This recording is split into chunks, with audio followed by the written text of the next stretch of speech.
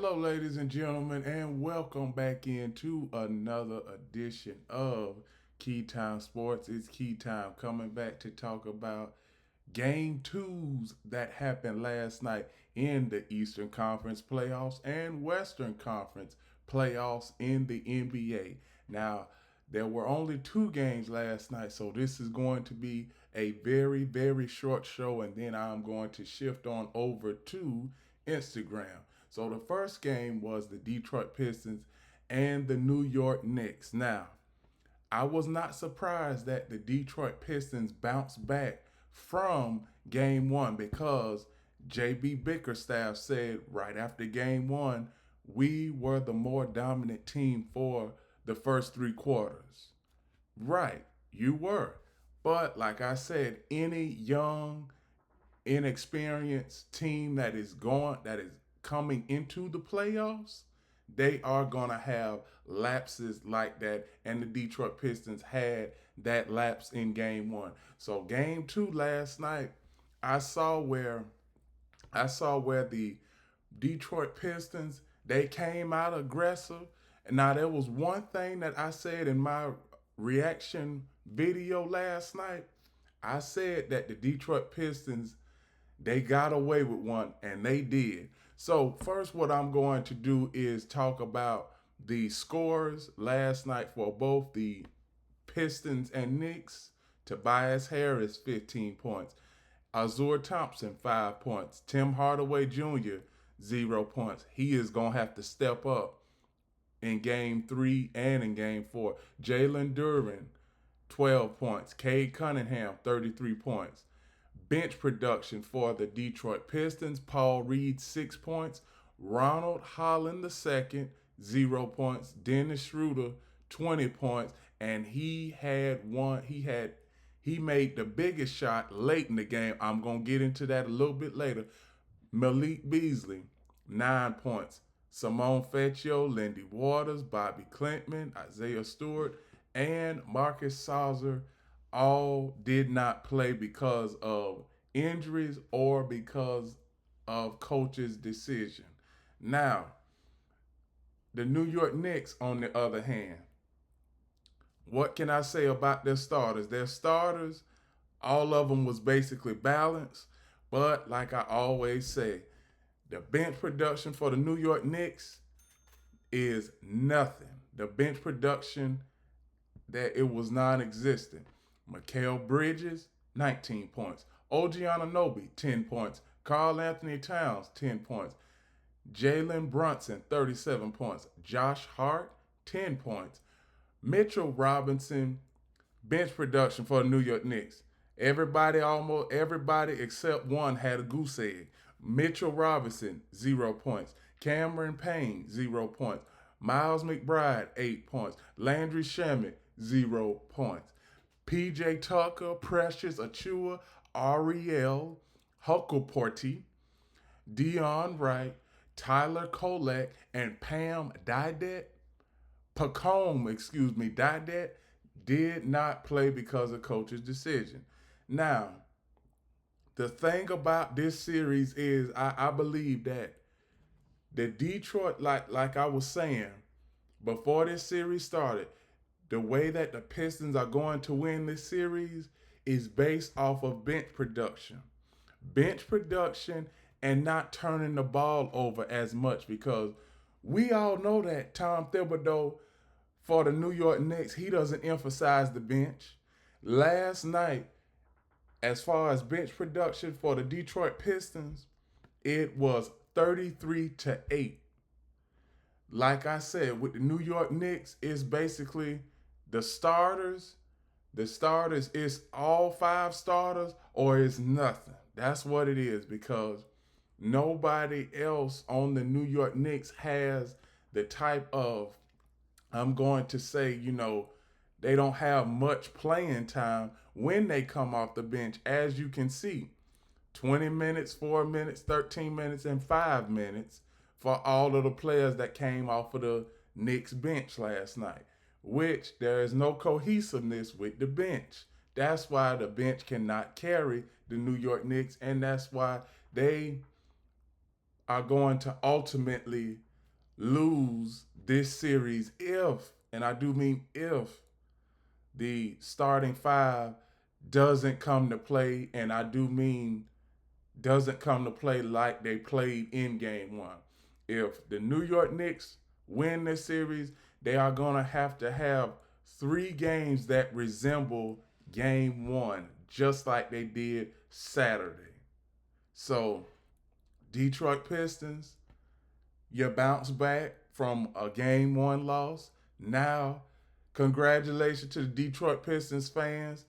It's been 17 years. Now you have your first playoff win in 17 years. So the drought is over. Now, let's see what the New York Knicks can do going to Detroit for game 3 and 4. Now we know that the New York Knicks haven't had a good road record in the playoffs in recent playoff history. They haven't. So let's see what they can do against a young up and coming team like the Detroit Pistons. I know those fans for Detroit are going to be behind the Pistons 100% for games 3 and 4. Let's see what the New York Knicks can do going into a hostile environment, and let's see if they can pull out a game or two in Detroit. And as far as Detroit, this is a chance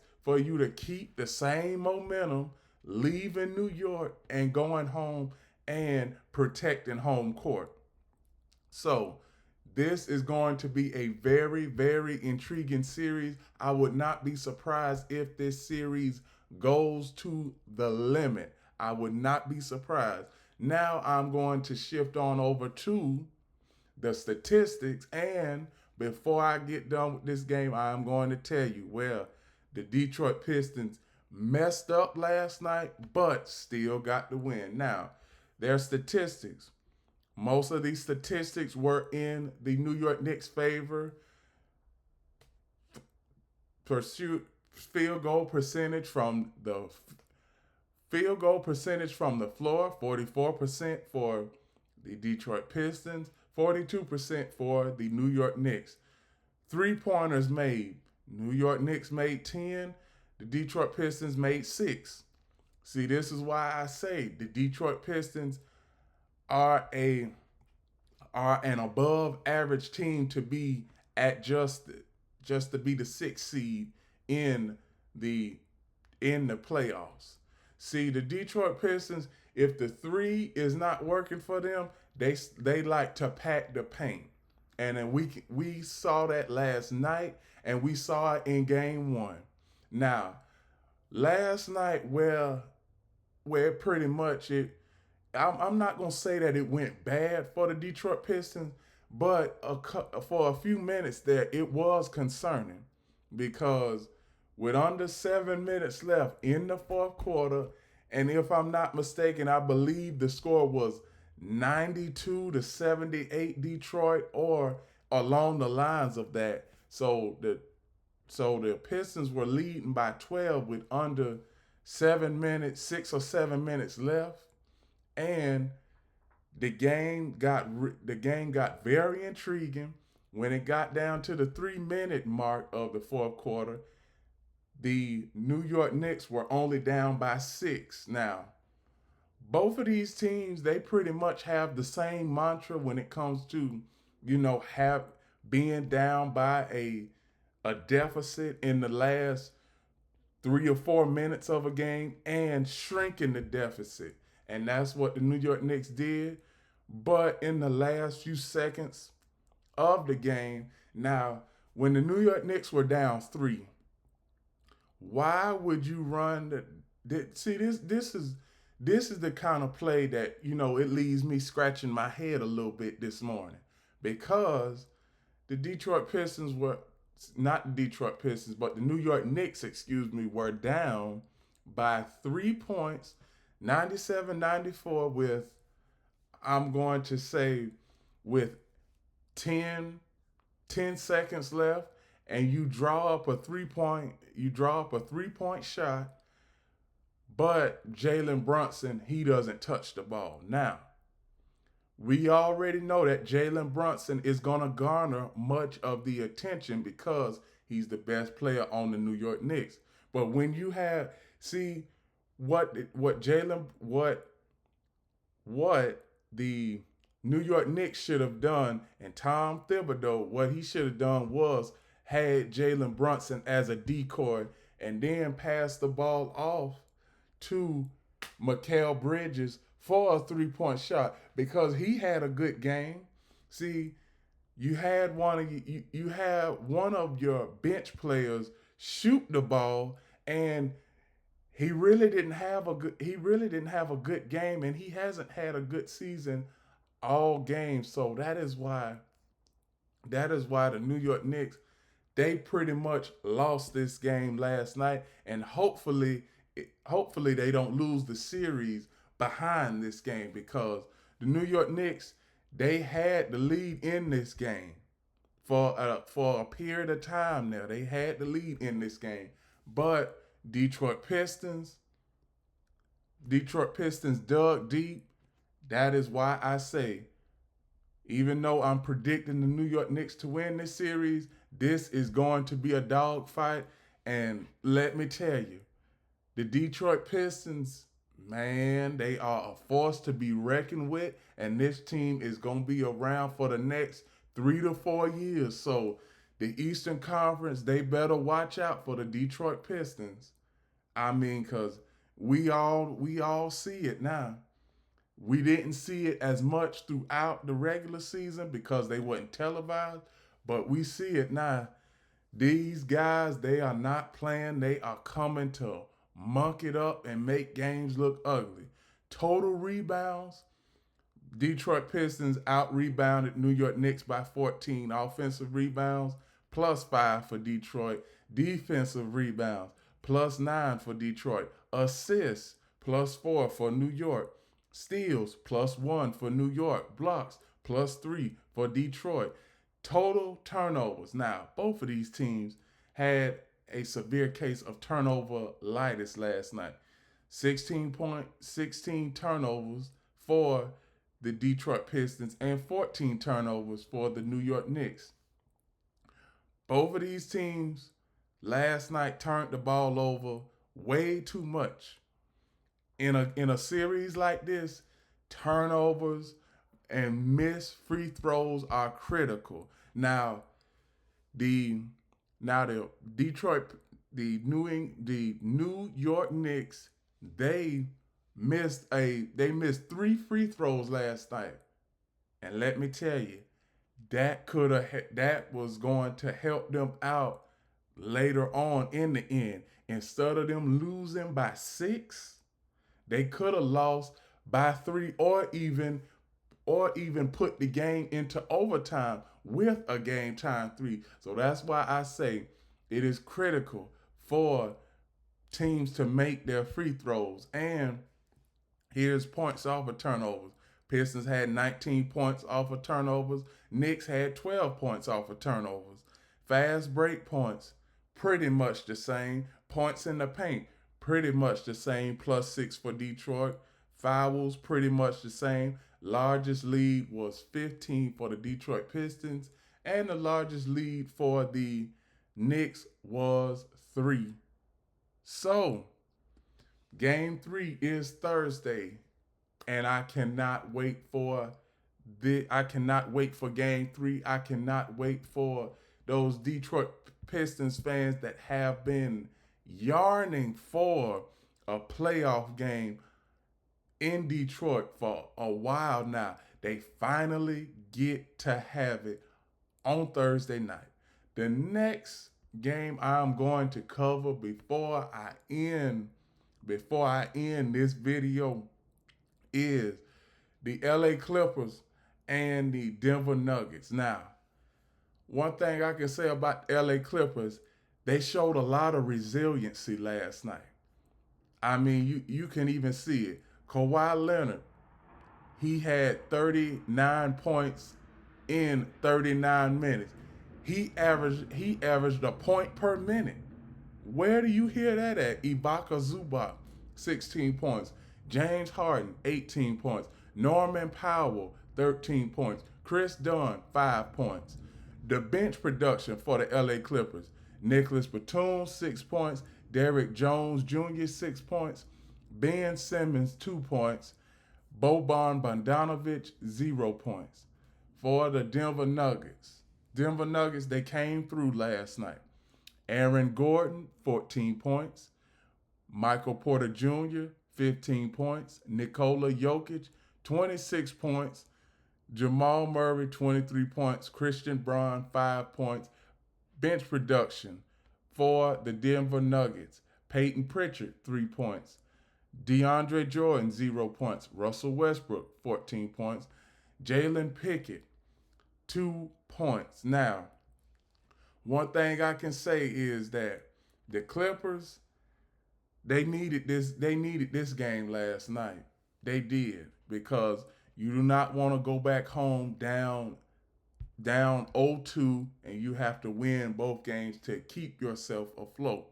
But last night I noticed something when it came to the Denver Nuggets. Nikola Jokic, now he had his traditional triple double, 26, 10, and 12, but the level of efficiency was not there for Nikola Jokic.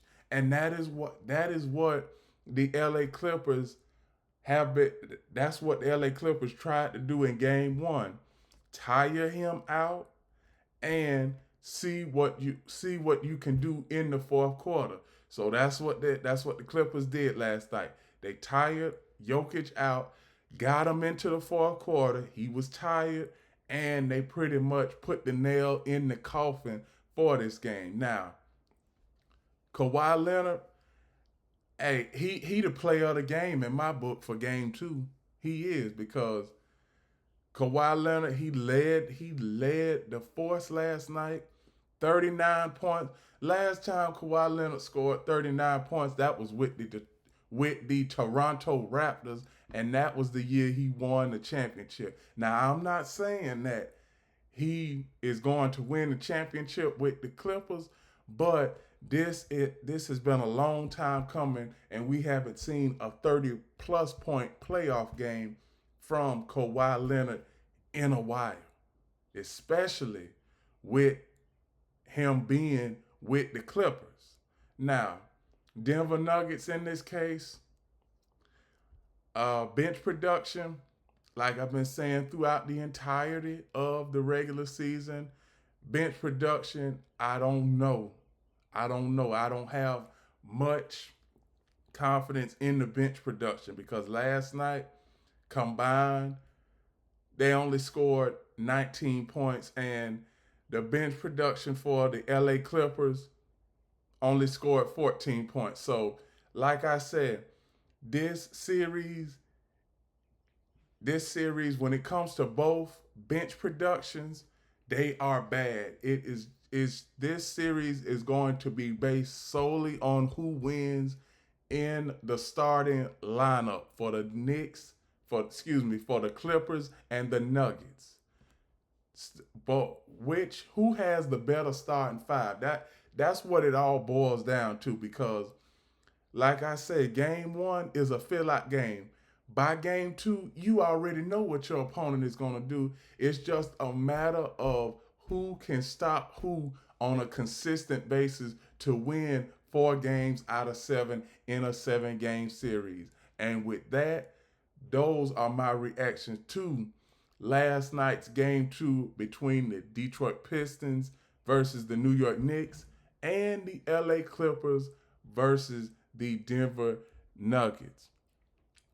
Please like, comment, share, subscribe, click the notification bell to get notified of all of my reaction videos, shows, and other content.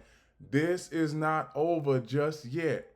I am going to do a post-game reaction show on Instagram in a few minutes. So anybody that wants to follow me over there, please follow Key City Sports and subscribe to Key City Sports.